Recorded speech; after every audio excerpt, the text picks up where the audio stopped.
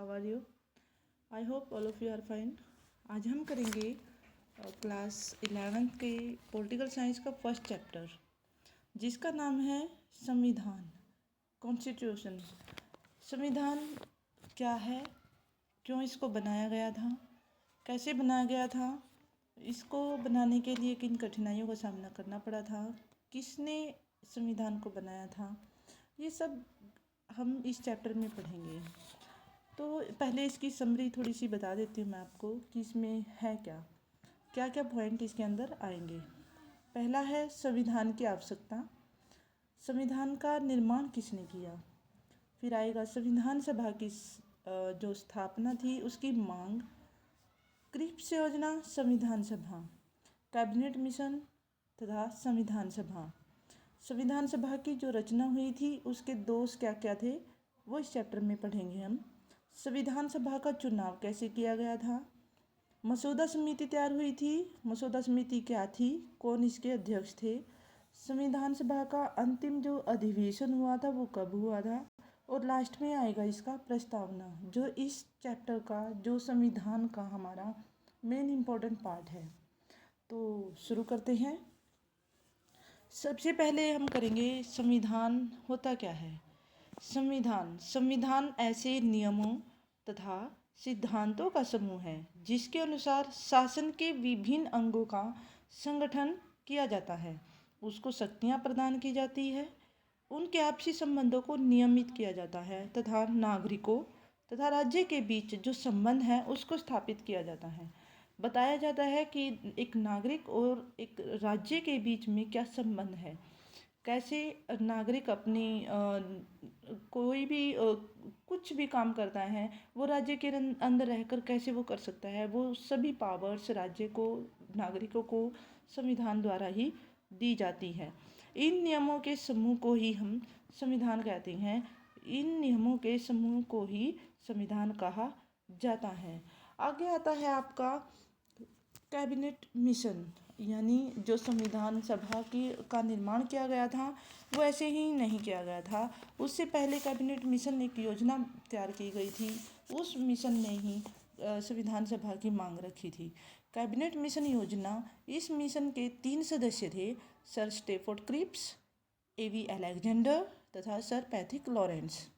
यह मिशन 24 मार्च 1946 को भारत पहुंचा था और इसने सभी राजनीतिक, भारत के जितने भी राजनीतिक दल थे उन दल के नेताओं से बातचीत की और यह योजना उनके सामने प्रस्तुत की, जिसे हम कैबिनेट मिशन योजना कहते हैं। कैबिनेट मिशन ने अपनी योजना में संविधान सभा की रचना के संबंध में कुछ उल्लेख किए, जिनका मैं कुछ अभी आपको बताती हूँ। संविधान सभा में कुल 389 सदस्य होंगे, इनमें से 93 सदस्य भारतीय देशी रियासतों के द्वारा भेजे जाएंगे। जो कैबिनेट मिशन के जो सदस्य थे, 3 सदस्य थे, सर स्टेफोर्ड क्रिप्स, एवी अलेक्जेंडर, सर पैथिक लॉरेंस। इन्होंने कुछ उल्लेख जारी किए थे जिसमें उन्होंने कहा था कि संविधान सभा का निर्माण किया जाए। उन्होंने संविधान सभा की एक मांग रखी थी जिसमें कहा था उन्होंने कि संविधान सभा का निर्माण किया जाए, जिसमें कुल कितने सदस्य होंगे, 389, और इनमें से 93 कैंडिडेट जो थे वो भारतीय देशी रियासतों के द्वारा भेजे जाएंगे और 4 सदस्य, 4 कैंडिडेट चीफ कमिश्नर प्रांतों के लिए जाएंगे तथा जो बाकी के थे 292 कैंडिडेट ब्रिटिश प्रांतों के प्रतिनिधि होंगे। प्रत्येक प्रांत अपनी जनसंख्या के आधार पर, सभी प्रांतों में जैसे 10,000 व्यक्ति हैं, जनसंख्या जितनी थी, जैसे 10,000 व्यक्तियों के पीछे एक सदस्य संविधान सभा में भेजेगा, और प्रांतों द्वारा भेजे जाने वाले जो सदस्य थे उनकी संख्या विभिन्न जातियों में अपनी अपनी संख्या के आधार पर बांटी जाएगी। प्रांतों को दिए गए स्थान, उनमें रहने वाले मुख्य जातियां कौन कौन सी थी, मुख्य रूप से थी हिंदू, सिख, मुसलमान, उन्हीं की संख्या के आधार पर अलग अलग किए जाएंगे, प्रत्येक विभक्त किए जाएंगे यानी अलग अलग किए जाएंगे। प्रत्येक जाति के प्रतिनिधित्व उसके सदस्यों द्वारा ही चुने जाएंगे। ये हुआ हमारा कैबिनेट मिशन योजना। फिर आता है संविधान सभा का चुनाव किया गया था। कैबिनेट मिशन योजना तैयार हो गई थी, उन्होंने संविधान सभा की मांग रख दी थी और उन्होंने बता दिए थे कि उल्लेख उन्होंने कर दिया था। अब उसका चुनाव होना बाकी रह गया था। चुनाव हुआ था कब? जुलाई 1946 में संविधान सभा का चुनाव हुआ था। सभी प्रांतों से साधारण स्थानों पर 210 सदस्य चुने गए थे। 210 सदस्य चुने जाने थे, जिनमें से 199 स्थान कांग्रेस ने जीत लिए थे। तो टोटल जो सदस्य हुए थे वो थे, कांग्रेस ने जीते थे 212, मुस्लिम लीग ने जीते थे 73 और अन्य जो बच गए थे उन्होंने 11। तो टोटल हुए थे 296। जब ये संविधान सभा का चुनाव हो चुका था, फिर एक समिति तैयार हुई थी, मसौदा समिति जिसको हम बोलते हैं, यानी प्रारूप। कोई भी काम हम करते हैं उससे पहले जो भी हम प्लानिंग करते हैं उसको हम प्रारूप बोलते हैं। जैसे वैसे ही संविधान सभा ने प्रारूप समिति का गठन किया था, जिसके जो अध्यक्ष थे वो थे डॉक्टर B.R. अम्बेडकर। संविधान सभा का 5वां अधिवेशन हुआ था 14 अगस्त 1947 को आरंभ हुआ था ये, और 30 अगस्त 1947 तक ये चला था। विभिन्न समितियों की रिपोर्ट के आधार पर भारतीय संविधान का मसौदा तैयार करने के लिए 29 अगस्त 1947 को संविधान सभा ने डॉक्टर B.R. अम्बेडकर की अध्यक्षता में 7 सदस्यों की एक मसौदा समिति तैयार की थी और इसकी नियुक्ति की थी। संविधान का मसौदा तैयार करने में डॉक्टर B.R. अम्बेडकर का महत्वपूर्ण योगदान रहा था। संविधान का निर्माण, अब इतना कुछ हुआ है, अब फाइनली आ जाता है हमारा संविधान बनकर कैसे तैयार हुआ था। 24 जनवरी 1950 को संविधान सभा का अंतिम अधिवेशन हुआ था। 24 जनवरी 1950 को संविधान सभा का अंतिम अधिवेशन हुआ। संविधान सभा ने सर्वसम्मति मीन्स यानी सभी की सलाह से डॉक्टर राजेंद्र प्रसाद को भारत का प्रथम राष्ट्रपति चुना था। संविधान सभा के सभी सदस्यों ने संविधान पर हस्ताक्षर किए थे। जो संविधान सभा के जितने भी सदस्य थे उन्होंने संविधान पर हस्ताक्षर किए थे। पंडित जवाहरलाल नेहरू इस संविधान पर हस्ताक्षर करने वाले पहले व्यक्ति थे। 26 जनवरी 1950 को इस संविधान को लागू किया गया था, जिसे हम 26 जनवरी के रूप में मनाते हैं। 26 जनवरी रिपब्लिक डे के रूप में हम मनाते हैं। इस संविधान को 26 जनवरी को इसलिए लागू किया गया था क्योंकि संविधान निर्माता भारत के प्रथम स्वतंत्रता दिवस 26 जनवरी 1930 की पुण्य स्मृति को सम्मानित करना चाहते थे। यानी जो संविधान निर्माता थे जिन्होंने संविधान का निर्माण किया था, वो हमारे जो पहले स्वतंत्रता दिवस के रूप में हमने एक बार स्वतंत्रता दिवस मनाया था 26 जनवरी 1930 को, उसी की याद में ये संविधान को सम्मानित करना चाहते थे। भारतीय संविधान के पूर्ण होने में यानी भारतीय संविधान को पूरा होने में समय लगा था 2 ईयर 11 मंथ 18 डेज, यानी 2 वर्ष 11 महीने 18 दिन का समय लगा था। और इस काम को करने में 64 लाख रुपए का खर्च आया था। लास्ट में आ जाता है हमारा प्रस्तावना, जिसे हम संविधान की आत्मा भी कहते हैं। एक संविधान की आत्मा भी हम कहते हैं। प्रस्तावना क्या है? प्रत्येक देश की मूल विधि का अपना विशेष दर्शन होता है। यानी कोई भी काम हम करते हैं, सबसे पहले मान लो हमने कुछ भी किया है, इंट्रोडक्शन जो होती है वो मेन इम्पोर्टेंट पार्ट होता है। वो उसी से पता चल जाता है कि हम जो काम कर रहे हैं या किसी के बारे में भी जाने, इंट्रोडक्शन अगर हमें अच्छे से मिल जाता है तो वो हम समझ जाते हैं अच्छे से। वैसे ही प्रस्तावना क्या है? संविधान का इंट्रोडक्शन है। प्रत्येक देश की मूल विधि का अपना विशेष दर्शन होता है। विशेष दर्शन को समझे बिना संविधान को समझना कठिन होता है। और इस विशेष दर्शन का वर्णन हमें कहाँ से मिलता है? प्रस्तावना में मिलता है। हमारे देश के संविधान का मूल दर्शन हमें संविधान की प्रस्तावना से ही मिलता है।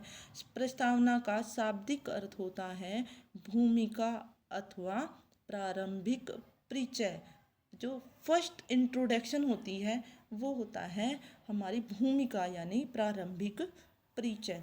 संविधान में प्रस्तावना की आवश्यकता इसलिए है ताकि संविधान के लक्ष्यों, उद्देश्यों तथा सिद्धांतों का संक्षिप्त और स्पष्ट वर्णन किया जा सके।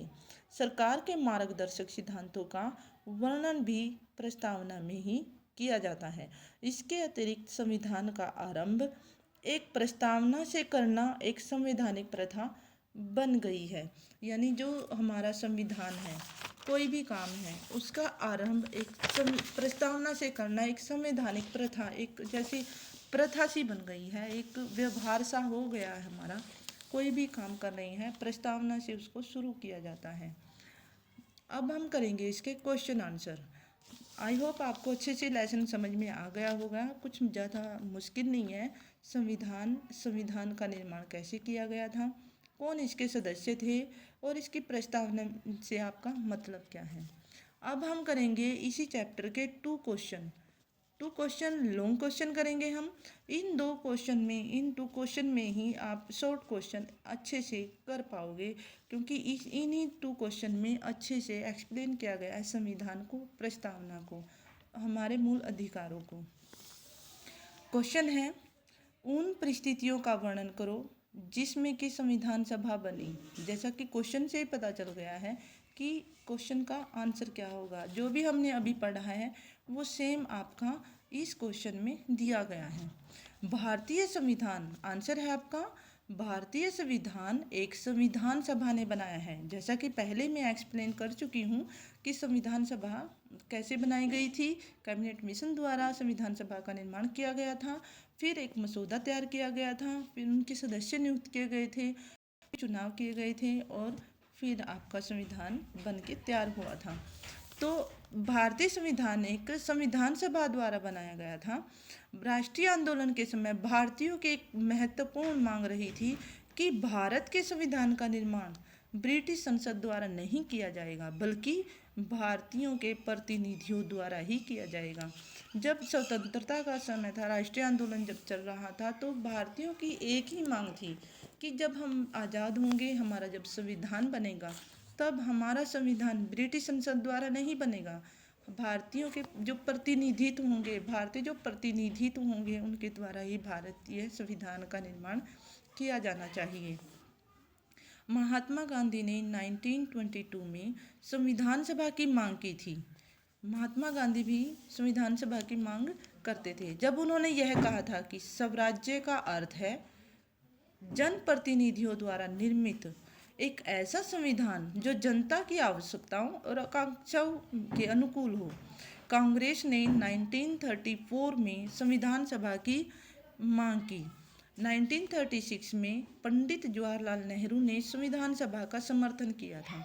उन्होंने कहा कांग्रेस की मांग है, ये किसने कहा था? पंडित जवाहरलाल नेहरू ने संविधान सभा का समर्थन किया था। महात्मा गांधी ने भी मांग की थी और पंडित जवाहरलाल नेहरू ने भी इस सभा का समर्थन किया था। उन्होंने कहा था कि कांग्रेस की मांग है स्वाधीनता एवं लोकसत्तात्मक राज्य। उन्होंने यह प्रस्ताव पेश किया कि किसी विदेशी हस्तक्षेप के बिना स्वतंत्र भारत में संविधान सभा द्वारा बनाया जाए, जो वयस्क मताधिकार के आधार पर निर्वाचित हो। वयस्क मताधिकार यानी जिनको मत वोट देने का अधिकार हो, उनके आधार पर ही हमारा संविधान बनाकर तैयार किया जाए। 1937 में केंद्रीय तथा प्रांतीय विधानमंडलों में कांग्रेस के सदस्यों ने संविधान सभा की मांग की थी, परंतु ब्रिटिश सरकार ने इस ओर कोई ध्यान नहीं दिया। मुस्लिम लीग के जो नेता थे मिस्टर जिन्ना ने दिसंबर 1939 में कांग्रेस की संविधान सभा की मांग का विरोध किया था। विरोध सिर्फ एक ही नहीं किया था, जैसे जिन्ना था मुस्लिम लीग का जो नेता था, मिस्टर जिन्ना, उन्होंने इस संविधान सभा की मांग का विरोध किया था। क्रिप्स योजना संविधान सभा। जब जापान ने भारत की सीमा पर हमला कर दिया तो ब्रिटिश सरकार ने भारतीयों को संतुष्ट करने के लिए 1942 में सर क्रिप्स को भारत भेजा। क्रिप्स ये एक जनरल था, इनको भारत पर भेजा। क्रिप्स ने अपनी योजना में उन सिद्धांतों का वर्णन किया जिसके अनुसार संविधान सभा की स्थापना होनी थी। उसका निर्माण संविधान सभा द्वारा किया जाएगा। स्थापना होनी थी। क्रिप्स योजना ने संविधान सभा के संबंध में निम्नलिखित सुझाव दिए थे। बहुत सारे सुझाव दिए संविधान सभा के बारे में, कुछ अच्छे भी थे लेकिन कुछ ऐसे थे जिनका विरोध भारतीयों ने किया था। भारतीय संघ की स्थापना संविधान के आधार पर ही की जाएगी जिसका निर्माण संविधान सभा द्वारा किया जाएगा। संविधान सभा का निर्माण युद्ध के पश्चात किया जाएगा, जो युद्ध जापान ने भारत की सीमा पर किया हुआ था। संविधान सभा के कुछ सदस्यों का चुनाव प्रांतीय विधानसभा की ओर से किया जाएगा और कुछ सदस्यों को भारतीय रियासतों के राजा नियुक्त करेंगे। संविधान सभा द्वारा बनाए गए संविधान को ब्रिटिश सरकार तभी स्वीकृत करेगी जबकि उन प्रांतों तथा रियासतों को जो इस संविधान सभा द्वारा तैयार किए गए संविधान को स्वीकार नहीं करेंगे। भारतीय संघ से अलग रहने का अधिकार होगा। ऐसे प्रांतों और रियासतों को कुछ समय पश्चात संघ में सम्मिलित होने का अधिकार होगा। तो ये बहुत सारी सुझाव थे, जो बहुत सारे सुझाव क्रिप्स योजना में दिए गए थे। आगे है कैबिनेट मिशन द्वारा संविधान सभा की रचना के बारे में सुझाव। जैसा कि हम पहले पढ़ चुके हैं कि कैबिनेट मिशन क्या थी, 3 सदस्य इसके थे और इन्होंने एक संविधान सभा की मांग रखी थी और उसको पूरा करने के लिए एक चुनाव किए गए थे, मसौदा समिति तैयार की गई थी। ये सभी इसमें दिया गया है। आगे है संविधान सभा की रचना के दोष कौन कौन से थे। इसके अंदर बहुत सारे दोष भी थे जो अब मैं आपको बता देती हूँ। संविधान सभा प्रभुता संपन्न नहीं थी। इसकी शक्तियों पर कुछ प्रतिबंध थे, यानी फुल पावर इसको नहीं थी कि वह अपनी पावर से कोई भी फैसला ले सके। इस पर बहुत सारे प्रतिबंध थे। प्रतिबंध मैंने किसी का कंट्रोल होता था ब्रिटिश सरकार का। प्रांतों का वर्गीकरण उचित नहीं था, बल्कि यह सब कुछ मुस्लिम लीग को प्रसन्न करने के लिए किया गया था, उनको खुश करने के लिए किया जा रहा था। देशी रियासतों को संविधान सभा में प्रतिनिधित्व तो दिया गया, परंतु वे संविधान को मानने के लिए बाध्य नहीं थे। उनके ऊपर दबाव नहीं था कि वह आप संविधान सभा को मानो। प्रांतों को अपने अलग संविधान बनाने का अधिकार था और इस प्रकार 3 विभिन्न वर्गों के 3 अलग प्रकार के प्रांतीय संविधान बनने थे। संविधान सभा लोकतंत्रीय नहीं थी क्योंकि मताधिकार की व्यवस्था नहीं की गई थी। संविधान सभा में प्रांतों तथा देशी रियासतों को इकट्ठा कर देना स्वाभाविक बात थी। महात्मा गांधी, सरदार पटेल, जवाहरलाल नेहरू तथा मौलाना अबुल कलाम आज़ाद ने संविधान सभा को एक बहुमूल्य उपलब्धि माना है। यानी इसके कुछ दोष भी रहे हैं, फिर भी इसको बहुत सारे दोष होने के बावजूद भी महात्मा गांधी, सरदार पटेल, जवाहरलाल नेहरू, मौलाना अबुल कलाम, इन्होंने इसको बहुमूल्य माना है। नेक्स्ट क्वेश्चन है हमारा, it's a very important question और ये आपका हर एक क्वेश्चन को पूरा करता है। शॉर्ट क्वेश्चन आपका चाहे कुछ भी आ जाए, इन्हीं में से आपके लॉन्ग क्वेश्चन में से ही आपके शॉर्ट क्वेश्चन अच्छे से आप कर पाओगे। भारतीय संविधान की प्रस्तावना पर एक आलोचनात्मक निबंध नोट लिखें। नोट लिखना है या फिर ये बोलिए कि भारतीय संविधान की प्रस्तावना की क्या महत्व है या महत्वपूर्ण है, क्यों महत्वपूर्ण है भारतीय संविधान की प्रस्तावना। आंसर है, प्रत्येक देश की मूल विधि का अपना विशेष दर्शन होता है। जैसे आप पढ़ोगे वैसे आपको समझ में आ जाएगा कि मैंने ये आपको पहले करवा दिया है। हमारे देश के संविधान का मूल दर्शन हमें संविधान की प्रस्तावना से मिलता है, जिसे के.एम. मुंशी ने राजनीतिक जन्म पत्री का नाम भी दिया है। प्रस्तावना। संविधान सभा ने 1947 में एक उद्देश्य संबंधी प्रस्ताव पास किया था, जिसमें उसने अपने सामने कुछ उद्देश्यों को रखा और उसी प्रस्ताव के आधार पर संविधान का निर्माण हुआ। संविधान के बनने के बाद संविधान सभा ने प्रस्तावना सहित ही उस संविधान को स्वीकार किया, बिना प्रस्तावना के उसको स्वीकार नहीं किया गया। प्रस्तावना पढ़ने के बाद हमें संविधान के बारे में बहुत कुछ मिल जाता है, समझ में आ जाता है कि हमारे संविधान के अंदर क्या दिया हुआ है, कौन कौन से हमें राइट दिए गए हैं, कौन कौन से हमें उद्देश्य हमारे हैं, राइट क्या है हमारे, सभी कुछ हमें संविधान के अंदर प्रस्तावना पढ़ने से पता चल जाता है। संविधान की प्रस्तावना में उन भावनाओं का वर्णन है जो 13 दिसंबर 1946 को पंडित जवाहरलाल नेहरू के उद्देश्य प्रस्ताव के तत्व थे। उद्देश्य प्रस्ताव में कहा गया था कि संविधान सभा घोषित करती है कि इसका ध्येय और दृढ़ संकल्प भारत को सर्वप्रभुत्व संपन्न लोकतंत्रात्मक गणराज्य बनाना है, और इन्हीं शब्दों का इस्तेमाल प्रस्तावना में भी किया गया है। 42वें संशोधन द्वारा प्रस्तावना में संशोधन करके समाजवादी, धर्मनिरपेक्ष तथा अखंडता के शब्दों को अंकित किया गया था। क्वेश्चन आपका 1 मार्क्स में बन सकता है कि संविधान में धर्मनिरपेक्ष, अखंडता और समाजवादी शब्दों को कब अंकित किया गया था, किस अनुच्छेद संशोधन के द्वारा अंकित किया गया था? तो आपका आंसर बनेगा 42वें संशोधन द्वारा। इसका हमारे वर्तमान संविधान की प्रस्तावना इस प्रकार है।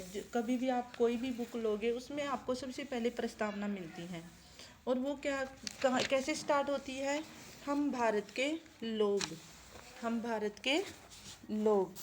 इसमें क्या था? भारत के लोग भारत को एक संपूर्ण प्रभुत्व संपन्न समाजवादी, धर्मनिरपेक्ष, लोकतंत्रात्मक गणराज्य बनाने तथा समस्त नागरिकों को सामाजिक, आर्थिक व राजनीतिक न्याय, विचार, अभिव्यक्ति, विश्वास, धर्म तथा उपासना की स्वतंत्रता, प्रतिष्ठा तथा अवसर की समता प्राप्त कराने और उन सब में व्यक्ति की गरिमा और राष्ट्र की एकता और अखंडता सुनिश्चित करने वाली बंधुता बढ़ाने के लिए दृढ़ संकल्प होकर अपनी इस संविधान सभा में आज 26 नवंबर 1949 को एतत् द्वारा इस संविधान को अंगीकृत, अधिनियमित, आत्मान्वित करते हैं। इसका महत्व क्या था?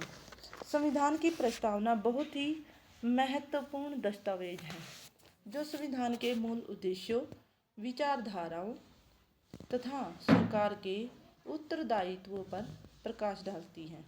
इस संविधान की कोई धारा संदिग्ध हो और उसका अर्थ स्पष्ट न हो तो न्यायालय उसकी व्याख्या करते समय प्रस्तावना की सहायता ले सकता है। मान लो अगर कोई भी संविधान की कोई भी धारा है वो संदिग्ध हो, यानी आपको समझ में नहीं आती है या कोई मुश्किल है, तो न्यायालय उसकी व्याख्या करने के लिए प्रस्तावना की सहायता ले सकती है। वास्तव में प्रस्तावना को ध्यान में रखकर ही संविधान को सर्वोत्तम व्याख्या हो सकती है। वास्तव में प्रस्तावना को ध्यान में रखकर ही संविधान की वास्तविक व्याख्या यानी उसको अच्छे से हम जान सकते हैं। कैसे? प्रस्तावना को पढ़ने के बाद। प्रस्तावना से हमें पता चलता है कि संविधान निर्माताओं की जो भावनाएं थी वो क्या थी, जिन्होंने संविधान का निर्माण किया था उनकी भावनाएं क्या थी। प्रस्तावना संविधान बनाने वालों के मन की कुंजी है। मतलब कि जो प्रस्तावना है, संविधान की जो प्रस्तावना है उसको बनाने वालों के मन की कुंजी, चाबी क्या है? प्रस्तावना है। सुप्रीम कोर्ट के भूतपूर्व मुख्य न्यायाधीश श्री गजेंद्र गढ़कर के अनुसार संविधान की प्रस्तावना से संविधान के मूल दर्शन का ज्ञान होता है। अगर आपने ध्यान से सुना है, पढ़ा है, तो एक ही बात बार बार में रिपीट होती है कि मूल दर्शन का ज्ञान होता है। किससे होता है? संविधान की प्रस्तावना से। संविधान सभा के सदस्य पंडित ठाकुर दास भार्गव ने प्रस्तावना की सराहना करते हुए कहा था, प्रस्तावना संविधान का सबसे मूल्यवान अंग है। यह संविधान की आत्मा है। क्वेश्चन आ सकता है आपका कि संविधान की आत्मा किसे कहा गया है? आपको आपको अगर आप ध्यान से पढ़ेंगे तो आपको पता चल जाएगा कि संविधान की आत्मा प्रस्तावना को कहा गया है। यह संविधान की कुंजी है, यह संविधान का रत्न है। इस प्रकार आपने देखा कि संविधान की जो प्रस्तावना है वो कितना इम्पोर्टेंट पार्ट है हमारे संविधान का। संविधान की शक्ति के स्रोत क्या हैं? यानी सुप्रीम कोर्ट में 24, 25 और 29 में संशोधनों की आलोचना करते समय कहा गया था कि प्रस्तावना संविधान का एक अनिवार्य अंग है। भारतीय संविधान की प्रस्तावना स्पष्ट रूप से 3 बातों पर प्रकाश डालती है। पहला, संविधान शक्ति का स्रोत क्या है। दूसरा, भारतीय शासन व्यवस्था कैसी है। और तीसरा, संविधान के उद्देश्य या लक्षण क्या हैं। तो संविधान संवैधानिक शक्ति का स्रोत है। प्रस्तावना से ही हमें पता चलता है कि इस संविधान को बनाने वाले कौन हैं। संविधान का निर्माण करने वाले और उसे अपने ऊपर लागू करने वाले भारत के लोग हैं, कोई अन्य शक्ति नहीं है। प्रस्तावना इन्हीं शब्दों से आरंभ होती है, हम भारत के लोग। हम भारत के लोग उस संविधान को अंगीकृत, अधिनियमित, आत्मार्पित करते हैं। ये इम्पोर्टेंट लाइन है जो आपकी प्रस्तावना, जब आप प्रस्तावना पढ़ते हो तब ये शुरू होती है। ये शब्द इस बात को स्पष्ट करते हैं कि भारतीय संविधान का स्रोत जनता की सर्वोच्च शक्ति है। संविधान को विदेशी शक्ति ने भारतीयों पर नहीं लादा, बल्कि जनता ही समस्त शक्ति का मूल स्रोत है। भारतीय शासन व्यवस्था का स्वरूप। भारतीय शासन व्यवस्था का स्वरूप। संविधान की प्रस्तावना से हमें भारत की शासन व्यवस्था के स्वरूप का भी पता चलता है। प्रस्तावना में भारत को प्रभुत्व संपन्न, लोकतंत्रात्मक गणराज्य बनाए जाने की घोषणा की है। 42वें संशोधन द्वारा प्रस्तावना में समाजवादी, धर्मनिरपेक्ष शब्दों को अंकित किया गया था। एक ही बात बार बार में रिपीट हो रही है। 42वें संशोधन द्वारा समाजवादी और धर्मनिरपेक्ष शब्दों को अंकित किया गया था। भारतीय शासन व्यवस्था की निम्नलिखित 5 विशेषताएं हैं। यानी जो हमारा भारतीय संविधान है उसकी जो शासन व्यवस्था है उसकी विशेषताएं क्या हैं। 5 विशेषताएं हैं, वो निम्नलिखित हैं। फर्स्ट है, भारत संपूर्ण प्रभुत्व संपन्न राज्य है। सेकंड है, भारत समाजवादी राज्य है। थर्ड है, भारत धर्मनिरपेक्ष राज्य है। फोर्थ है, भारत लोकतंत्रात्मक राज्य है। और फिफ्थ है, भारत एक गणराज्य है। संविधान के उद्देश्य क्या हैं? भारत की जो प्रस्तावना से इस बात को भी स्पष्ट पता चलता है कि संविधान द्वारा किन उद्देश्यों की पूर्ति की आशा की गई है। यानी जी संविधान निर्माताओं ने किन किन उद्देश्यों को पूरा करने के लिए संविधान का निर्माण किया है, ये प्रस्तावना पढ़ने से हमें पता चल जाता है। उद्देश्य कुछ मेन इम्पोर्टेंट पार्ट हैं, वो आप देख लीजिए। न्याय। संविधान का उद्देश्य है कि भारत के सभी नागरिकों को न्याय मिले और जीवन के प्रत्येक क्षेत्र में सामाजिक, धार्मिक, राजनीतिक और आर्थिक क्षेत्र में नागरिकों के साथ कोई अन्याय न हो। इस बहुमुखी न्याय से ही नागरिकों के जीवन का पूर्ण विकास संभव है और इसकी प्राप्ति लोकतंत्रात्मक ढांचे से ही हो सकती है। स्वतंत्रता। प्रस्तावना में नागरिकों की स्वतंत्रताओं का उल्लेख किया गया है, जैसे कि विचार रखने की स्वतंत्रता, विचारों को प्रकट करने की स्वतंत्रता, अपनी इच्छा तथा बुद्धि के अनुसार किसी भी बात में विश्वास करने की या रखने की स्वतंत्रता, अपनी इच्छा अनुसार किसी अपने इष्ट देव की उपासना करने की, इष्ट देव मीन्स किसी भी धर्म को मानने की स्वतंत्रता। आगे है समानता।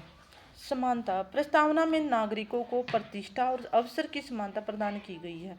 प्रतिष्ठा की समानता का अर्थ है कि सभी व्यक्ति कानून की दृष्टि में समान हैं, किसी के साथ कोई भेदभाव नहीं है तथा सभी को कानून की समान सुरक्षा प्राप्त है, चाहे वो गरीब है चाहे वो अमीर है। अवसर की समानता का अर्थ है कि प्रत्येक व्यक्ति को अपनी योग्यता के आधार पर विकसित होने का समान अवसर प्राप्त है। अगर कोई पढ़ लिख जाता है, डिग्रियां प्राप्त करता है, तो उसको एक अच्छी जॉब मिल सकती है। ये नहीं है कि वो घर पे ही बैठेगा, कोई अनपढ़ जाकर नौकरी कर लेगा। यानी उसकी योग्यता के अनुसार उसको अवसर प्रदान करने की समानता भी हमारे संविधान में है। बंधुता, प्रस्तावना में बंधुत्व की भावना को विकसित करने पर बल दिया गया है।